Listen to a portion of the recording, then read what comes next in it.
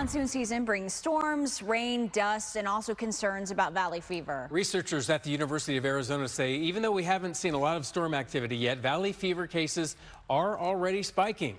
Lindsey Ragas is here with what you need to know about the disease. Lindsey.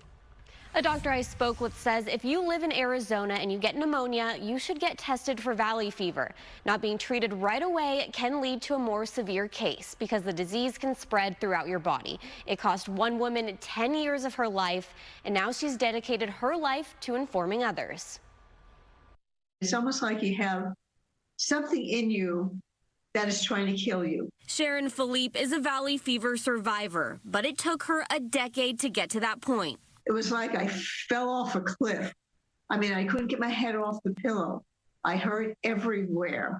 She started feeling sick after visiting her son's university in Tucson. Many tests later, she found out it was valley fever. It's a fungus that grows in the soil of these areas, and then if the spores of that fungus get out into the air and you inhale one, you become infected. Dr. John Galgiani, director of the Valley Fever Center for Excellence at the University of Arizona, has been tracking the disease for 3 years. We have a brand new tool to understand when the disease is in the community, and it has to do with working with Banner, with the Valley Fever Center working with Banner Health, who has over 44 urgent cares, most of which are in the Phoenix metropolitan area. Real data gives researchers a better understanding of when to expect valley fever, and they say it's happening right now in July. What this tool will be useful for is to talk in real time about what's going on in terms of activity of this disease in the community, just like we do with influenza. He says there are about 150,000 infections every year. 2/3 of those are in Arizona, and half of all infections occur in Maricopa County. Symptoms can typically last weeks or months, with fatigue being one of the last symptoms you experience. I used to walk up and down the stairs, and that I was finished for the day.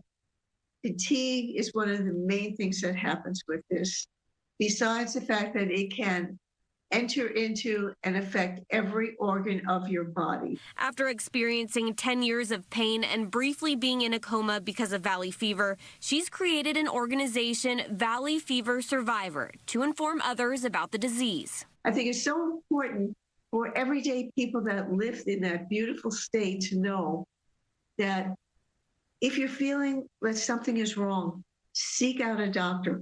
Ask for a valley fever test.